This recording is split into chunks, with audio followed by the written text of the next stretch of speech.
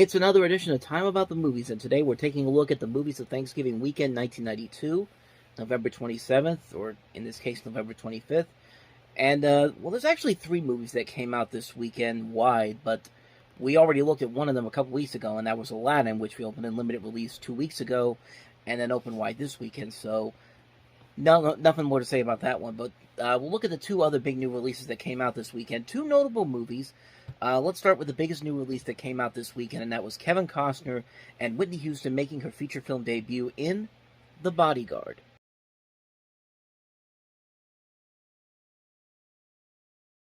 So I haven't really talked about it here on the channel, and I've talked about it on the website a couple of times, but not really.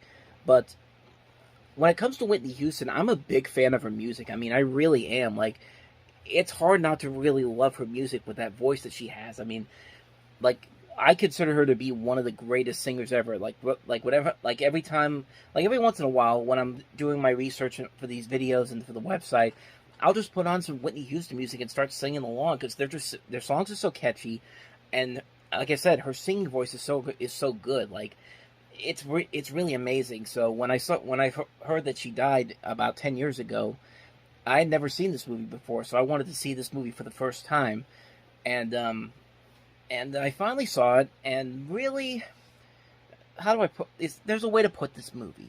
You ever see those movies where they have a great soundtrack, but the movie is not really all that good? Like, maybe the best example of a recent movie that did that was The Greatest Showman, which is not a very good movie script-wise, but the songs in that movie are so damn good. Like, that soundtrack is amazing. And, I guess some people could say the original Space Jam was the same thing too. The movie is like, Space Jam is a guilty pleasure movie for me, but most people didn't like it. But at the same time, that soundtrack was so good that soundtrack became one of the biggest soundtracks of all time, the biggest selling soundtracks of all time.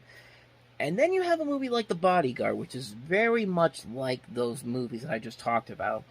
The movie itself is it's not very good, but that soundtrack for this movie is amazing. Of course, you have Whitney Houston singing some classic songs on there, like I Have Nothing and Run to You, and of course, the big song from the movie, the cover of I Will Always Love You, which I didn't even know was actually a cover of a Dolly Parton song back in the day, but I found that out recently. But when I watched the movie for the first time, I was actually pretty disappointed by it. And I was disappointed by it not because of the performances themselves. I think Kevin Costner and Whitney Houston are very good in the movie. I think they got too much panning by a lot of people when the movie came out.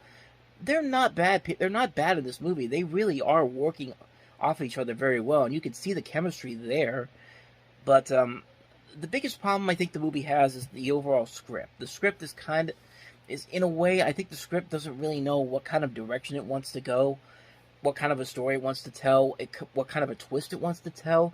Because really, this movie, I don't even think this movie even knows what was supposed to happen at the end, because the first part of this movie, you see this guy that you're supposed to think is the guy that's trying to kill this singer, and it turns out it's actually not him, and they spend a good majority of the movie showing this guy, and then at the end of the movie, for no reason, they just throw in a random other person to be the bad guy, and it's just like, really? Like, why did you set it up for that then? I mean, it just doesn't make any sense. Like the script has a lot of plot holes to it. The tone is really all over the place. But like I said, the movie itself, it's not a good movie, but I do like it. I like it because of Costner and Houston. I think they're both very good in here. I mean, Whitney Houston herself, she does prove that she has acting chops in here. I mean, she did a couple of other movies in the 90s, Waiting to Exhale, Preacher's Wife. The last movie she did before her passing was Sparkle. She was one of the few things I actually liked about that movie, but we'll eventually get to those movies later on. But she did show that she had a potential to be a really good actress, and she really showed it in the movies that she picked. I mean, she didn't pick really bad movies. Like, even when she did, still gave it her all. And yeah, this movie works mostly because of the two of them. Like, you could definitely believe Costner wanted to make this role work, and it shows on screen.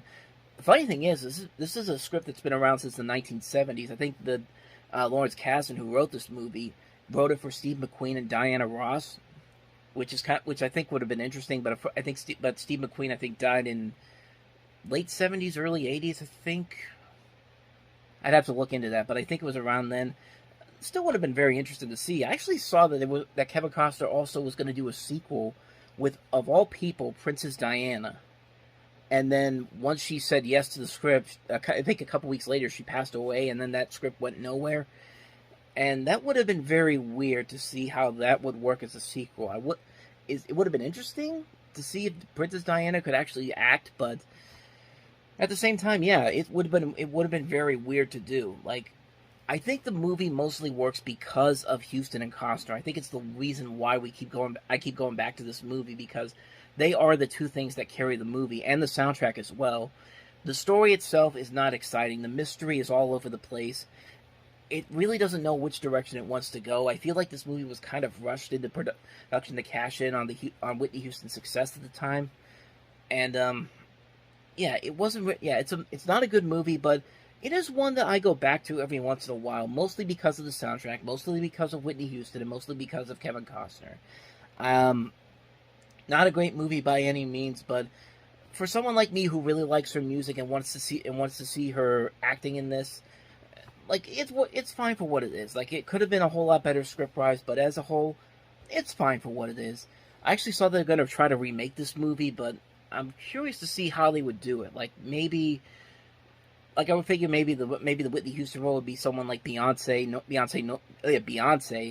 or I don't know, Rihanna maybe, or someone like that. I mean, I don't know who you would get for the Costner role. That's kind of an interesting thing to think about, honestly, but I'm not going to do that right now because I've already gone too long on this. So, yeah, The Bodyguard it's an okay movie. Could have been a whole lot better, but it works mostly because of Costner, Houston, and the soundtrack. So, that's The Bodyguard. With that said, let's go ahead and move on to the next movie, and that is Neil Jordan's The Crying Game.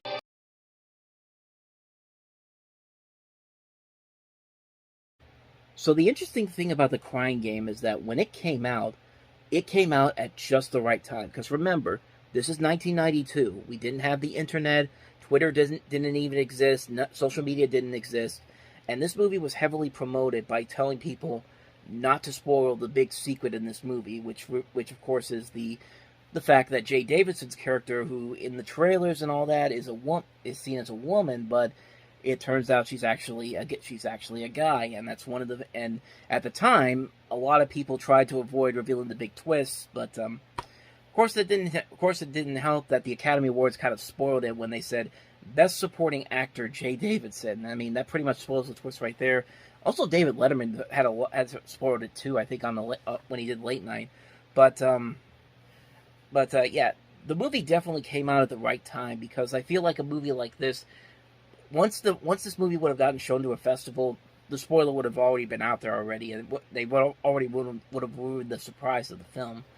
But yeah, but The Crying Game overall it's not only is that twist great, by the way, the movie itself overall is really great. It does everything that I think The Bodyguard wanted to do in terms of the mystery aspect of that they were going for, but this movie does it a whole lot better. This thriller aspect that they have all throughout the course of the film, it keeps you invested. It's very tension filled.